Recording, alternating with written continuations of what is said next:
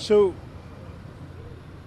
what has prompted this letter is particularly the recent FIR against 49 artists and intellectuals, but which comes as the last straw that has broken the back, because there have been incident after incident for quite some time now, and there's been mounting concern about the state of freedom of expression in our country.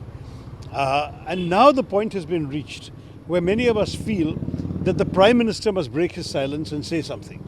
No one is accusing the Prime Minister of having filed this case. We know that it was a chief judicial magistrate in a small town in Bihar who gave the order to the police to file the FIR.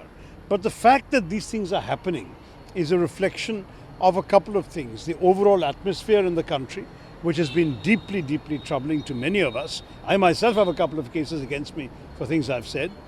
And secondly, apart from that, is the persistence of the impression that a lot of the intolerance that is directed at people is either encouraged or at least condoned by the government.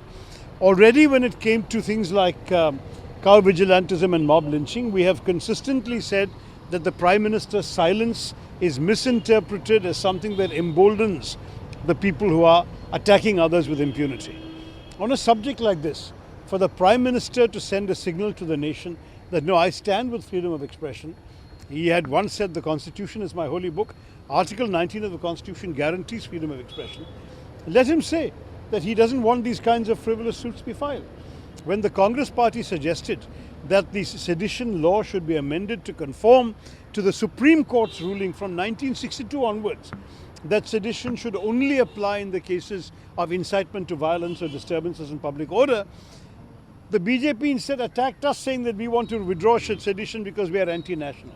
Now, at this rate, if any dissent and any challenge to the government of the day is deemed to be anti-national, then God help our democracy, because our democracy has to depend on the right to dissent. Otherwise, there is no such thing as a democracy without disagreement and dissent. So this issue has been brought to the notice of the Prime Minister time and again. Letters have been written, but no action has been taken. How do you plan to take this forward if this time also there is no response coming in? Well, I think you'll already see that from what I've gathered, thousands of people have already written either similar or identical letters to the Prime Minister.